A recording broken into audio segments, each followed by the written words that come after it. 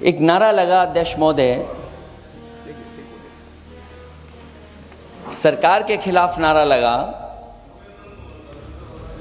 कि सरकार को ये अहंकार था कि सरकार झुकती नहीं है, लेकिन उन्हीं नई पीढ़ी के लोगों ने ये वो नारा दिया कि झुकाने वाला चाहिए, सरकार भी झुकती है और सरकारों को झुकाना भी नौजवानों को आता है। मैं अपने साथी माननीय सदस्य गौरव गोगोई जी के से सहमत हूँ। बहुत सारे महत्वपूर्ण उन्होंने बिंदु उठाए और अध्यक्ष महोदय,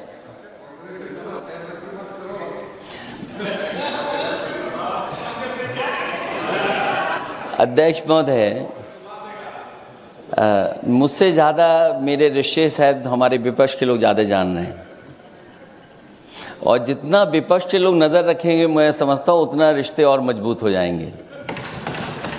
अध्यक्ष महोदय, मैं आंदोलन को बहुत दूर से देख रहा था और उस आंदोलन में जो जीत के बाद नारा लगा, एक नारा लगा अध्यक्ष महोदय, सरकार के खिलाफ नारा लगा कि सरकार को ये अहंकार था कि सरकार झुकती नहीं है, लेकिन उन्हीं नई पीढ़ी के लोगों ने ये वो नारा दिया कि झुकाने वाला चाहिए, सरकार भी झुकती है और सरकारों को झुकाना भी नौजवानों को आता है। सरकार झुकी और स्वीकार किया उन्होंने। जो करोड़ों नौजवान जो मांग कर रहे थे कि सबसे पहले जो मंत्री जी हैं वो इस्तीफा दें, और बिंदु दूसरे अलग हैं जो हम लोगों को जानकारी में मिल रहा है। अध्यक्ष महोदय, सरकार हर विषय पे स्वीकार किया है, लेकिन पता नहीं अध्यक्ष महोदय ये बात समझ में नहीं आ रही है कि सदन में उन आश्वासनों को क्यों नहीं रख रही है सरकार जो सहमति बनी है। और उसके बाद अध्यक्ष महोदय, हम लोगों ने देखा कि जब मंत्री जी लौटे हैं, मंत्री नहीं रहे, उसके बाद सदन के बाहर उनका स्वागत किया गया। अध्यक्ष महोदय, जो स्वागत हुआ उसके लिए हमें कोई शिकायत नहीं है, लेकिन माननीय सदस्यों को कितनी बड़ी राहत मिली होगी, कितने बड़े संकट से बचाया उन्होंने। एक प्रधान जी को हटा करके प्रधानमंत्री बचा लिया आपने। और ऐसा अध्यक्ष महोदय आंदोलन किसी ने नहीं देखा जिस आंदोलन में नई पीढ़ी के लोग, कम उम्र के लोग निकल करके आ गए और जो नारे दिए गए। ये सरकार पिछले कई वर्षों से नकारात्मक प्रचार पर टिकी हुई थी, नकारात्मक राजनीति करती थी और न जाने कितने हजार करोड़ रुपए खर्च किए होंगे सरकार ने नकारात्मक राजनीति के लिए। लेकिन नई पीढ़ी को मैं बधाई देना चाहता हूं, उनके मनोबल को और उनकी एकता को, और जिस तरीके से उन्होंने प्रचार किया, अंततः सरकार को झुकना पड़ गया। भाजपा वचन नहीं देती, जुमला देती है। तो मुझे उम्मीद है कि सभी युवा नौजवानों का जो मांग की है उन्होंने, उन सभी मांगों को सरकार स्वीकार करेगी। और सरकार ये भी स्वीकार कर लिया होगा कि कोई दल मजाक में बना तो कितनी बड़ा दल बन गया। जो कोई चीज मजाक से शुरू हुई वो कितना सीरियस हो गई, और इतना सीरियस हुई कि हमारी सरकार लोकतांत्रिक हो गई कि जो उनको धरने पे बैठने दिया। सरकार लोकतांत्रिक थी कि उन्हें धरने पर बैठने दिया।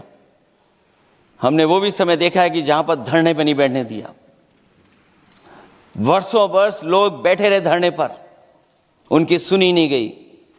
इसी दिल्ली को घेरा था किसानों ने, और सरकार को लगा कि चुनाव आ गया तो सरकार ने तीनों काले कानून वापस ले लिए। जब सरकार घबरा जाती है, डर जाती है, तो सरकार स्वीकार कर लेती है। इसीलिए वो नारा मुझे अक्सर याद आता है कि झुकाने वाला चाहिए, सरकार भी झुकती है।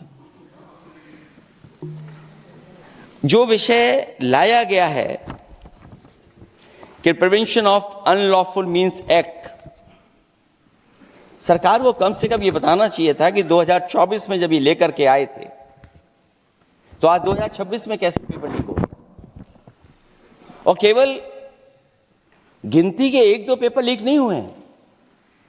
ये ऐसा आंदोलन रहा जिसमें मां बाप और नई पीढ़ी के लोग सब जुड़ गए। अगर हम ये माने कि 20 लाख बच्चों ने परीक्षा लिखी थी और उनके घर परिवार के सदस्यों को हम इसमें जोड़ दें, दादा दादी, माँ बाप और परिवार का कोई सदस्य, तो 5 लोग प्रभावित थे, और 5 गुना 20, 1 करोड़ लोग नाराज हुए सरकार से। और अक्सर हम पॉलिटिकल लोग हैं, हम लोग जानते हैं जब कभी आंदोलन करते हैं तो कितनी तैयारी करानी पड़ती है, गाड़ियों का इंतजाम, खाने का इंतजाम और इंतजाम। लेकिन ये पहला आंदोलन देखा कि जिसमें माँ बाप भी जुड़ गए और कहा कि जाओ बच्चों आंदोलन करो, हम आपके साथ हैं। ये पहला आंदोलन ऐसा देखने को मिला है। और केवल दिल्ली में नहीं हुआ ये, केवल दिल्ली में नहीं हुआ ये। अगर ये बात गलत है, अगर ये बात अध्यक्ष महोदय गलत लग रही है तो देश के होम मिनिस्टर साहब को ले आइए, वो सब एक्सप्लेन कर देंगे।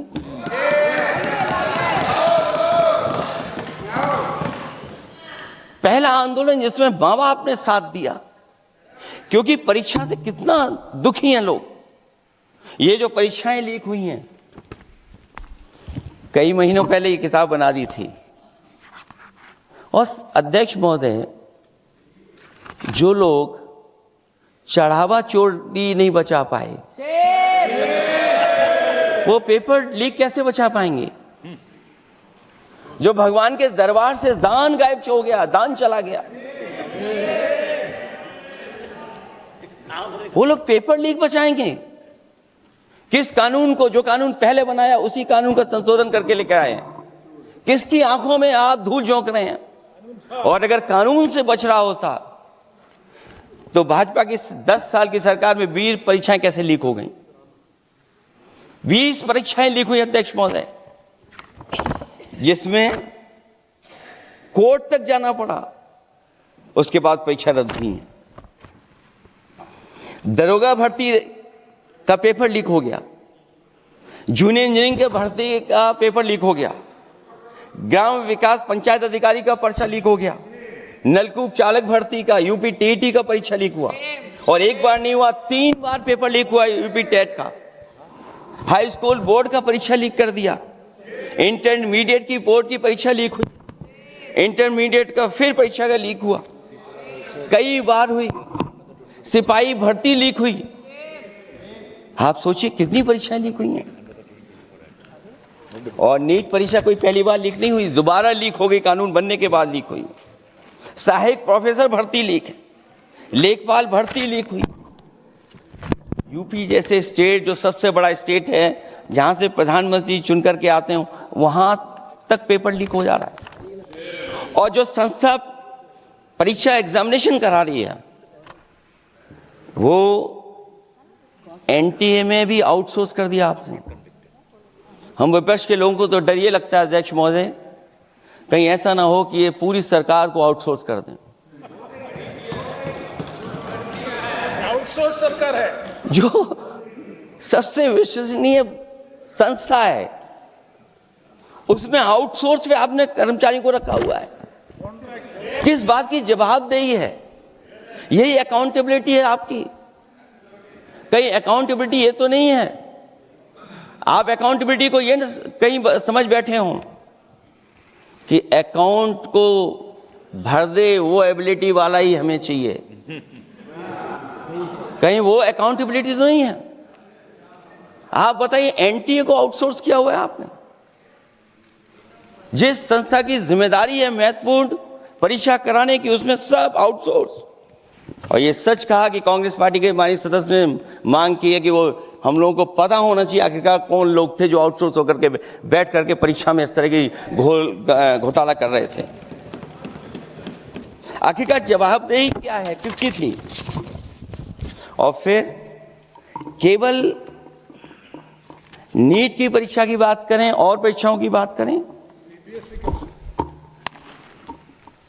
अगर हम अध्यक्ष महोदय, जब से सरकार बनी है तब से सरकार की कोशिश रही है कि शिक्षा, परीक्षा और यूनिवर्सिटी का ताना बाना पूरा ध्वस्त हो जाए, उसको एक रंगी बना दें हम, उसमें अंडरग्राउंड अनरजिस्टर्ड लोग शामिल हो जाएं। ये पिछले जब से भारतीय जनता पार्टी की सरकार आई है तब से हो रहा है। और फिर शुरुआत कहां से होती है? क्योंकि आप नहीं चाहते कि देश के गरीब लोग पढ़ें लिखें आगे बढ़ें। सरकार ने सबसे पहले हमला किया प्राइमरी स्कूल पर, और प्राइमरी स्कूल कितने बंद किए हैं आपने? जहां से बच्चे की शिक्षा की यात्रा शुरू होती है। एक गरीब परिवार का बेटा, बच्चे कहां से पढ़ करके निकलते हैं? सबसे पहले प्राथमिक शिक्षा सरकारी स्कूलों से पढ़ करके निकलते हैं। हमारे बहुत सारे माननीय सदस्य होंगे, वो उन्हीं प्राथमिक विद्यालयों से पढ़ करके आज इस सदन तक पहुंचे होंगे। आपने सबसे पहले स्कूलों पे हमला किया, और प्राइमरी से लेकर के नौकरी तक पे आपने हमला किया है। युवाओं के भविष्य पर आपने चोट पहुंचाने का काम किया है। और जो प्राइमरी स्कूल जो आपने बंद किए हैं, वो इसीलिए बंद किए हैं आपने कि पिछड़े, दलित और गरीब के वर्ग के परिवारों के बच्चे पढ़ लिख न जाएं। क्योंकि आज भी अगर हम देखते हैं प्राइमरी स्कूल में कौन पढ़ने जा रहा है? सबसे समाज के गरीब परिवार के बच्चे पढ़ करने जा रहे हैं।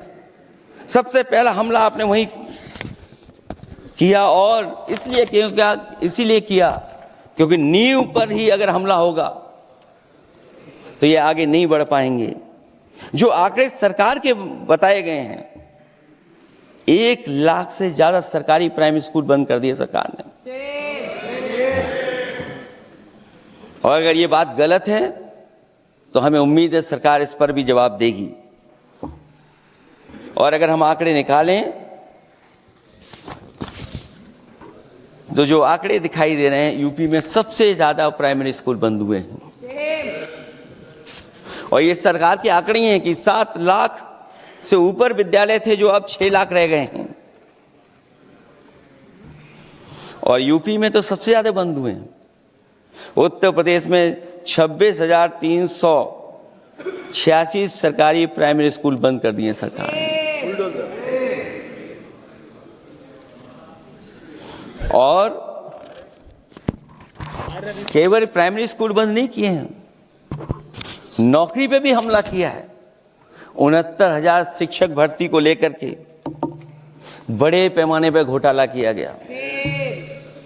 और घोटाला इतना बड़ा है कि वो सभी कोर्टों में गए हैं और पिछले कई वर्षों से आंदोलन कर रहे हैं। कोई स्थान नहीं बचा अध्यक्ष महोदय जहां पर वो शिक्षक भर्ती के लोग न गए हों। मंत्रियों के यहाँ गए हैं, आंदोलन किया है, हाई कोर्ट गए हैं, सुप्रीम कोर्ट गए हैं। लेकिन देखिए सरकार भी कमाल की है कि सरकार उनको नौकरी नहीं देना चाहती। और इसलिए नौकरी नहीं देना चाहती है क्योंकि उन्होंने भर्ती गलत की है, और भर्ती में जिन लोगों का अधिकार छीना है वो सबसे ज्यादा पिछड़े और दलित परिवार के बेटे, जिनका अधिकार इस सरकार ने छीना है। और ये अगर बात नहीं ठीक है तो हमें उम्मीद है कि सरकार इसका भी जवाब देगी। माध्यमिक स्कूलों को भी बंद किया जा रहा है, और बड़े पैमाने पे स्कूल बंद हुए हैं। और जो बोर्ड की परीक्षाएं लीक हुई हैं, पूरे देश में बड़े पैमाने पर बोर्ड परीक्षाओं के पेपर लीक किए गए हैं। अध्यक्ष महोदय, हम जानना चाहते हैं कि आखिरकार 10वीं और 12वीं के पेपर लीक क्यों हो रहे हैं? 10वीं और 12वीं के पेपर लीक क्यों हो रहे हैं? इसके लिए अगर कोई सरकार के पास जवाब हो तो बताएं।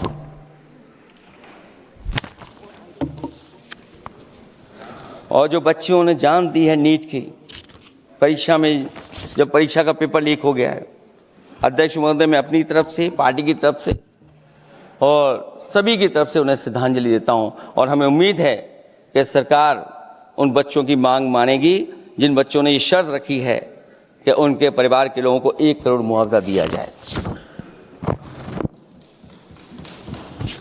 जब उच्च शिक्षा में जिस तरीके से भर्ती हो रही है, अध्यक्ष महोदय, जो उच्च शिक्षा की भर्ती है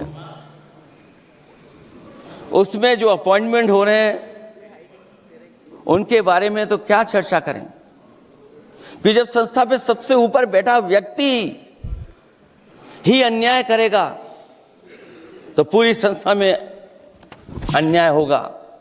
जब से ये सरकार आई है, जो बड़ी बड़ी संस्थाएं हैं उन सब संस्थाओं में एक रंगी लोगों को बैठा करके उन संस्थाओं को ध्वस्त करने का काम कर रहे हैं, और न केवल उन संस्थाओं को खराब कर रहे हैं बल्कि अध्यक्ष महोदय,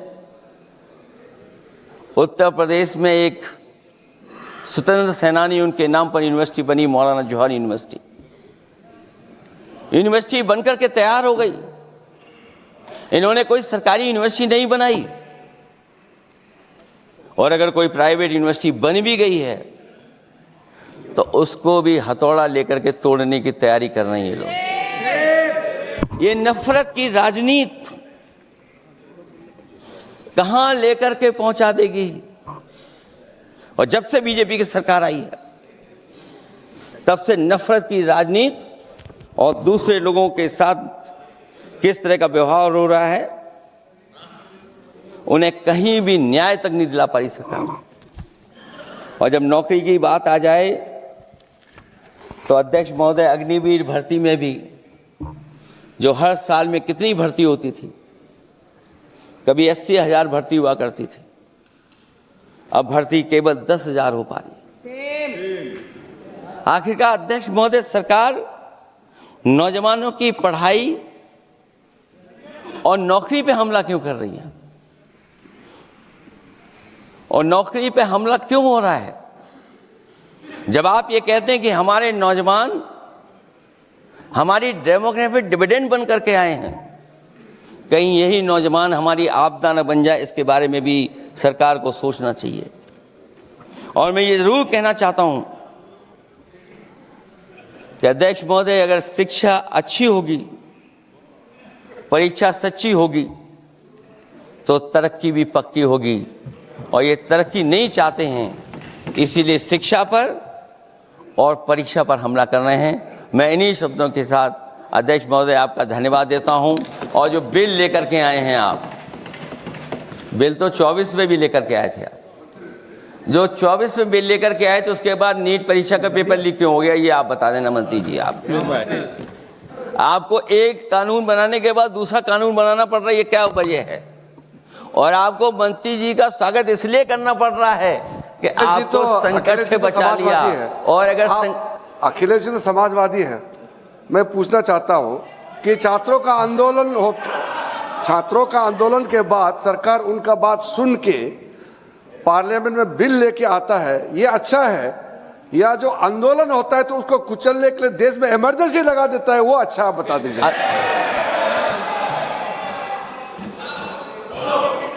अध्यक्ष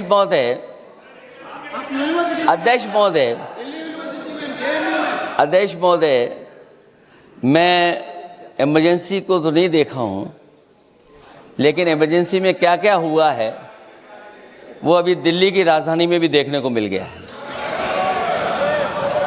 आंसू के गैस के गोले और लकड़ी में लगा हुआ कुछ कील का और कांटे की चीजें, उस समय करंट नहीं लगाया जाता था, इस बार करंट लगाया गया। तो ये इमरजेंसी के बराबर ही हुआ है हमला, कम नहीं है। इमरजेंसी से कम अन्याय नहीं कर रहे हैं आप लोग। और याद करिए अध्यक्ष महोदय, अगर इमरजेंसी इन्हें याद आ गई है, अगर इमरजेंसी अध्यक्ष महोदय इन्हें याद आ गई है, तो इमरजेंसी के बाद भी परिवर्तन हुआ था, और हमें भरोसा है कि इसके बाद भी परिवर्तन होगा। और अध्यक्ष महोदय, मैं आखिरी में कहना चाहता हूं, कानून से नहीं, नियत साफ होगी तब नीट का परीक्षा साफ होगी। सवाल कानून का नहीं है, आपकी नियत साफ नहीं है। और जिस समय आपकी नियत साफ होगी तो परीक्षा भी साफ हो जाएगी। और हमारे साथी जो कुछ और बातें उठा रहे हैं, आज मौका नहीं है, आज मौका नहीं है, लेकिन आपको भगवान भी माफ नहीं करेंगे, क्योंकि आप चढ़ावा चोरी में शामिल हुए हैं। और चढ़ावा ही नहीं, जो गुप्त दान था वो भी चोरी हुआ है, गुप्त दान। और ये पाप की श्रेणी में नहीं आता है, महापाप की श्रेणी में आता है। Akhilesh ji bill pay. और अध्यक्ष महोदय, आखिरी में मैं इतना ही कहना चाहता हूं, शिक्षा की रक्षा के लिए जो आंदोलन हुआ है वो हमेशा आंदोलन जीतेंगे। बहुत बहुत धन्यवाद, बहुत बहुत आभार प्रकट करता हूं आपका।